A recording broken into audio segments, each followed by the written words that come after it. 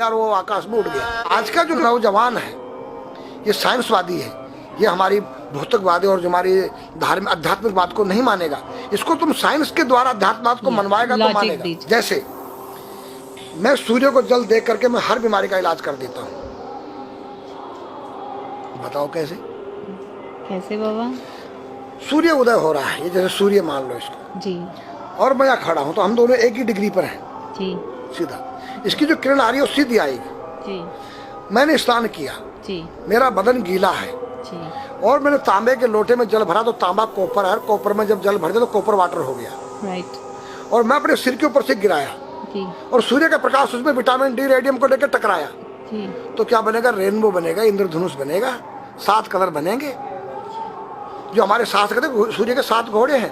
अब उसमें जो हरा रंग है क्लोरोफिल का है, जो पत्तियों में पाई जाती है, विटामिन डी और रेडियम से लैस है। वो मेरे मस्तक पे, मेरी आंख पे, मेरे कंठ पे, मेरे हृदय पे, मेरे फेफड़े पे, मेरे लीवर पे, मेरे पित्त पे, मेरे आमाशय पे, मेरे गुर्दों पे जब वो गिरेगा क्या करेगा?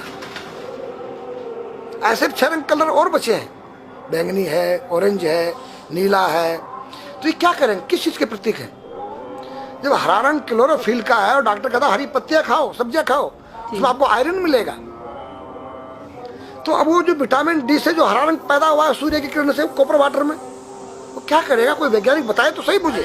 एक अमेरिका का चेला है, एक रूस का है, वो मेरे भक्त बने हुए हैं। हरिद्वार में क्या वो कोई जल दे रहा होगा सूर्य को, वो भी अपने ऐसे से फेंक रहा है, मैं बैठा देख रहा हूँ ये क्या कर रहा है। मैंने उसको बुलाया तो मैंने यही फार्मूला उसको समझाया।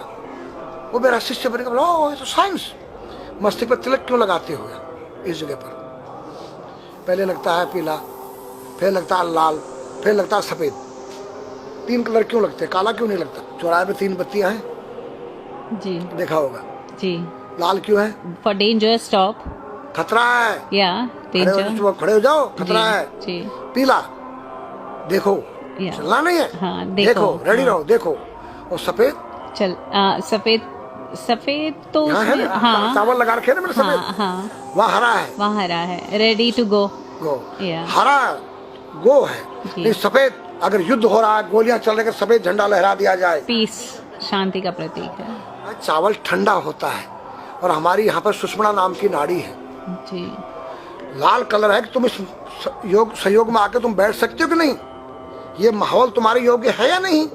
या जुआ चल रहा है, या शराब पी जा रही है, क्या तुम बैठ सकती हो? देखो पीला कलर है, देखो। आना नहीं, जाना नहीं, देखो। ओ खतरा है, यहाँ ठीक नहीं है, चलो। और सफेद शांति, जी। क्या यहाँ शांति है, बैठ सकते हैं। तो ये हमारी जो है संस्कृति में एक वैज्ञानिक है।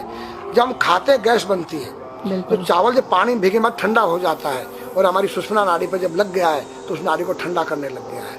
उस नाड़ी से कोई गर्म गैस को ऊपर चढ़ने नहीं देगा। और हमारे सिर ब्रह्मांड में, हमारे सिर के अंदर कोई ऐसी वायु गैस जाकर तुम्हारी सिर को परेशान नहीं कर सकता है। तो मेरे पास जितने हमारे शास्त्र पुराण ग्रंथ हैं ये साइंस है। मैं साइंस के द्वारा इन वैज्ञानिकों को समझा सकता हूँ और रगड़ा सकता हूँ। कहा जाता है कि नागा बाबा जो हैं वो कुंभ मेले के बाद विलुप्त हो जाते हैं, ऐसा कुछ है क्या? ऐसा नहीं है। जैसे हम गंगोत्री धाम हिमालय में रहते हैं जी, वहाँ मुझे हिमालय पसंद आया। जी, क्यों? कि तुम गर्मी से बचने के लिए तुम्हारे रूम में एसी लगी है, जी, ठंडा पानी पीने के लिए तुम्हारे पास कृत्रिम जो है फ्रिज लगा है, जी, हवा लेने के लिए तुम्हारे को पंखे या कूलर जो है कृत्रिम लगे हैं।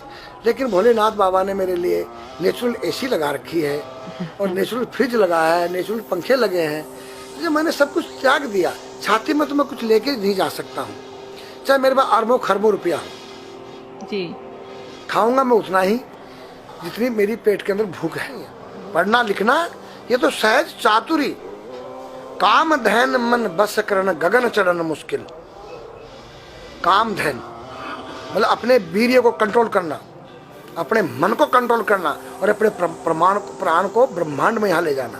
ये खोपड़ी क्या है? ब्रह्मांड है। इसको कहते हैं समाधि। सारे शरीर के प्राणों इकट्ठा करके इस ब्रह्मांड में मस्तिष्क में ले जाके बैठ जाना, जिसको ब्रह्मरंध्र कहते हैं। उस गुफा के अंदर ये 3 वस्तु मुश्किल है, बाकी सब आसान है। अपरिग्रह मतलब उतना रखो जितना तुम्हें आवश्यकता है, अधिक मत रखो। अब तुम अष्टांग योग जो है पतंजलि लगा रहे हो और व्यापार बिजनेस चालू है, मेरी दूध को ले लो, टूथपेस्ट ले लो, अब मेरा आयुर्वेदिक अंडरवियर आ गया है। मैंने बोला वो कैसा है कि मैंने गंगा जल में जड़ी बूटे के रस में धागे भिगोए थे तब बनाया था। और मेरा दावा है कोई कितना योग कर ले कोई स्वस्थ नहीं रह सकता है, क्यों? खान पीन तुम्हारा केमिकल, वायु में तुम्हारा केमिकल, पानी में तुम्हारा केमिकल। अब जो तुम आरओ का पानी नहीं पी रहे हो उसके पानी के गुण ही नष्ट हो गए सब। उत्तर को सिर करके सोना क्यों मना किया है साइंस ने? हमारे शास्त्र मना करते हैं। हम उत्तर को सिर करके सोएंगे, दक्षिण को पैर करके। हम जब उठेंगे तो हमारी दृष्टि कहाँ? दक्षिण की तरफ जाती है। दक्षिण में यम का वास होता है। और जब दक्षिण को सिर करके सोएंगे तो हमारा मुंह उत्तर को जाएगा। उत्तर हिमालय है, भगवान शिव का कैलाश है। साइंस कहता है कि पृथ्वी के उत्तर ध्रुव दक्षिण ध्रुव है।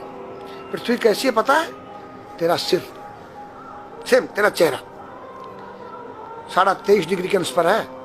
ये थोड़ी सी चुटिया नाप लेना अपनी प्रकार लेकर के। तुम भी नाप लेना, तुम भी नाप लेना, मैं भी नाप लूँ चाहे। ये थोड़ी सी चुटिया 90 पर नहीं है, ऐसे तिरछी झुकी हुई है। ये चुटिया ये थोड़ी है 66.5 डिग्री का कोण बनाती है। तो ये जो चुंबकीय मैग्नेट पावर है उत्तर से नॉर्थ से साउथ तक, हम जब सिर उत्तर की तरफ करेंगे तो ये नॉर्थ है, वो नॉर्थ है। नॉर्थ को नॉर्थ धक्का मारेगा तो तुम्हारे दिमाग में और तुम्हारे हार्ट में डिस्प्रोजन होगा और बैलेंस बिगाड़ेगा। इसलिए साइंस में कहता है कि उत्तर की ओर सिर मत करो, और हमारे शास्त्र भी कहते हैं कि उधर मत करो, नीचे उधर दक्षिण की तरफ यम का वास है, उनकी तरफ दृष्टि पड़ती उठते ही। मतलब एक कहने का फर्क है, एक चीज एक ही है। आज हमारे पास योग की विद्या थी वो गायब हो चुकी है। अब तो जो थोड़ा सा कोई एक चूहा था वो दुकान में गया, उसको एक हल्दी कंकर मिल गया, बोला हम पंसारी हो गया है। हल्दी मिल जाने से पंसारी बन गया। जो पीटी स्कूल में कभी किया होगा आप लोगों ने, पढ़ा होगा स्कूल हाँ में, जी। उसी को योग कह रहे हैं। योग क्या है? भगवान कृष्ण के पास था, उज्जैन गए थे संदीपनी ऋषि के पास सीखने के लिए। एक ही समय में 16,808 रावणों के साथ बात कर रहे हैं अलग अलग रूप में। योग से अनेक रूप बन सकते हैं। योग हनुमान जी के पास था। जब लंका में घुसे हैं तो मच्छर का रूप बनाया उन्होंने, मत्स्य के समान रूप धर कपि, मच्छर के समान। जब सीता के पास गए छोटे से बनकर तो पूछा क्या तेरे जैसे ये सब? कि हाँ। फिर तो श्रीलंका पे विजय पाना असंभव है। तो हनुमान ने पहाड़ का जैसा रूप दिखाया, हिमालय जैसा। सर्जविन करना, अपने प्राण को निकाल के मुर्दे में डाल देना, उसको प्रकाया प्रवेश कहते हैं, जो आज है ही नहीं, लुप्त हो गई। जो जानता